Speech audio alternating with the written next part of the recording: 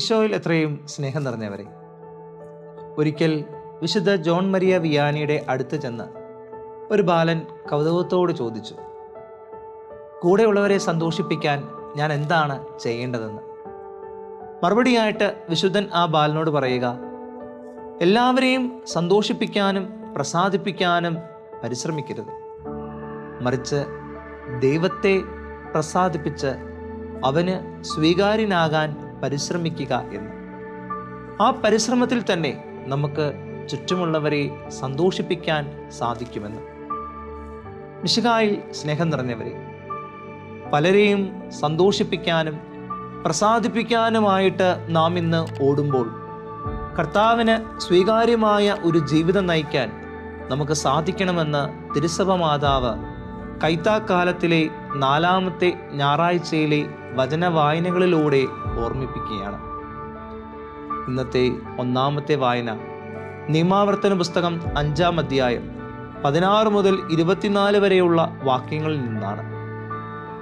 ദൈവമക്കൾ ദീർഘനാൾ ജീവിച്ചിരിക്കാനും അവിടുന്ന് തരുന്ന നാട്ടിൽ നന്മയുണ്ടാകാനും കൽപ്പനകൾ പാലിക്കണമെന്ന് കൽപ്പിച്ചുകൊണ്ട് അവസാനത്തെ 7 കൽപ്പനകളും അതിൻ്റെ അനുഗ്രഹങ്ങളെയും കുറിച്ച് ദൈവം മോശ വഴി ഹോറബിൽ വെച്ച് വിവരിക്കുന്നതാണ് ഇന്നത്തെ 1-ാമത്തെ വായന.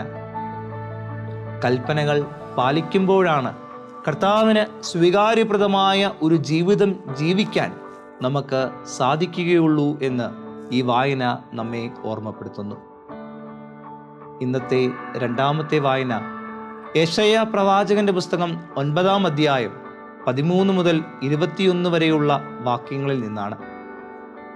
ദൈവമായ കർത്താവിൻ്റെ കൽപ്പനകൾ അനുസരിക്കാതെ സ്വന്തം ഇഷ്ടപ്രകാരം ജീവിക്കുന്ന ഇസ്രായേൽ മക്കളെ ശിക്ഷിക്കുന്ന ദൈവത്തെയാണ് നാം ഇവിടെ കാണുന്നത്. ദൈവകൽപ്പനകൾ ലംഘിച്ചാൽ കർത്താവിന് സ്വീകാര്യപ്രദമായ ഒരു ജീവിതം ജീവിക്കാൻ നമുക്ക് സാധിക്കുകയില്ല എന്ന് ഇസ്രായേൽ മക്കളിലൂടെ ദൈവം നമ്മെ ഓർമ്മിപ്പിക്കുന്നു. വിശുദ്ധ പൗലോസ്ലീഹ കൊറിന്തോസുകാർക്ക് എഴുതിയ 2-ാം ലേഖനം 10-ാം അധ്യായം 12 മുതൽ 18 വരെയുള്ള വാക്യങ്ങളാണ് ഇന്നത്തെ ലേഖന ഭാഗം. നമ്മുടെ നേട്ടങ്ങളെ നമ്മൾ തന്നെ പ്രശംസിക്കാതെ കർത്താവ് നമ്മെ പ്രശംസിക്കുമ്പോഴാണ് കർത്താവിന് സ്വീകാര്യപ്രദമായ ഒരു ജീവിതം ജീവിക്കാൻ നമുക്ക് സാധിക്കുന്നതെന്ന് സ്ലീഹായിലൂടെ ദൈവം നമ്മെ ഓർമ്മിപ്പിക്കുന്നു. ഇന്നത്തെ സുവിശേഷം വിശുദ്ധ മർക്കോസിൻ്റെ സുവിശേഷം 7-ാം അധ്യായം 1 മുതൽ 13 വരെയുള്ള വാക്യങ്ങളിൽ നിന്നാണ്. ഫരിസേയരുടെയും നിയമജ്ഞരുടെയും മനുഷ്യനിർമ്മിതമായ പാരമ്പര്യങ്ങൾ പാലിക്കാൻ വേണ്ടി ദൈവവചനം അവഗണിക്കുന്നവരെ തിരുത്തുന്ന ഈശോയെയാണ് നാം ഇന്ന് സുവിശേഷത്തിൽ കാണുന്നത്. സ്വന്തം താല്പര്യങ്ങൾക്കും ഇഷ്ടങ്ങൾക്കും വേണ്ടി ദൈവവചനം വളച്ചൊടിക്കാൻ സാധിക്കുകയില്ല എന്ന് ഈശോ നമ്മെ ഓർമ്മിപ്പിക്കുന്നു. പാരമ്പര്യങ്ങളെ വെറുക്കുന്ന ഈശോയെയല്ല നാം ഇവിടെ കാണുന്നത്, മറിച്ച് പാരമ്പര്യങ്ങൾക്കു വേണ്ടി ദൈവവചനം നിരർത്ഥമാക്കുന്ന ഫരിസേയരുടെയും നിയമജ്ഞരുടെയും മനോഭാവത്തെയാണ് ഈശോ വെറുക്കുന്നത്. അതുകൊണ്ടാണ് സഭാമാതാവ് ഇന്നും വിശ്വാസത്തെ ആസ്പദമാക്കി ഒരു കാര്യം തൻ്റെ മക്കളെ പഠിപ്പിക്കുമ്പോൾ ദൈവവചനത്തിനോടൊപ്പം പാരമ്പര്യങ്ങളെ ചേർത്തു വയ്ക്കുന്നത്.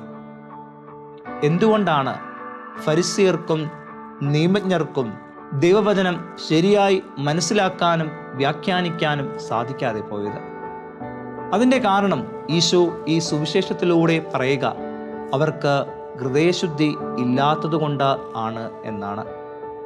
ചുരുക്കത്തിൽ ഭൗതിക ശുദ്ധിയേക്കാളും ഹൃദയവിശുദ്ധിയുള്ളവർക്ക് മാത്രമേ ദൈവത്തിൻ്റെ വചനം ശരിയായി വ്യാഖ്യാനിക്കാനും മനസ്സിലാക്കാനും ധ്യാനിക്കാനും സാധിക്കുകയുള്ളൂ എന്ന് ഈശോ നമ്മളെ ഓർമ്മിപ്പിക്കുന്നു. എന്താണ് ഫരിസേയരും നിയമജ്ഞരും പറയുന്ന പൂർവികരുടെ പാരമ്പര്യം അഥവാ ശ്രേഷ്ഠന്മാരുടെ പാരമ്പര്യം എന്ന് പറയുന്നത്? ഫരിസേയർ മോശയുടെ നിയമത്തോട് കൂട്ടിച്ചേർത്ത മതപരമായ ആചാരങ്ങളാണവ.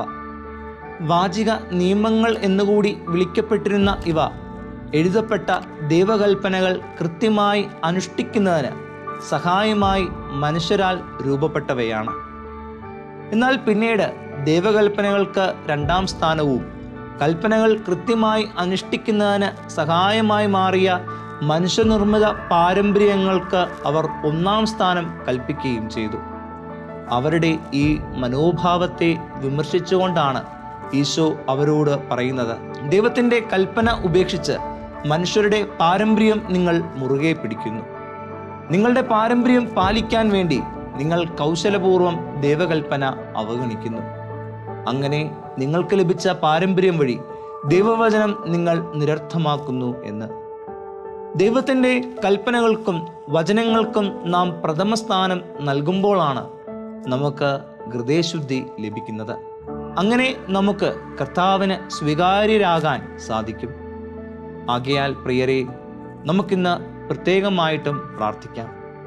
കർത്താവെ, അങ്ങയുടെ കൽപ്പനകൾ പാലിച്ച് അങ്ങേക്ക് സർവമഹത്വവും നൽകി ഹൃദയശുദ്ധിയോട് ജീവിച്ച് അങ്ങേക്ക് സ്വീകാര്യപ്രദമായ ഒരു ജീവിതം നയിക്കാൻ എന്നെ അനുഗ്രഹിക്കണമേ എന്ന്. ആമേൻ.